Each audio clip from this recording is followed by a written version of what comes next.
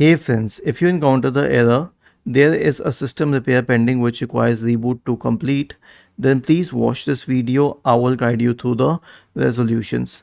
The first solution is to reboot the system, or because see, the error itself says that you need to reboot the system to complete the action. So reboot it and check if it completes the action and fixes the problem. The second solution is to perform an SFC scan.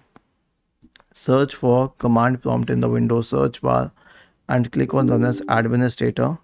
Type the command sfc /scan now and hit enter to perform an SFC scan.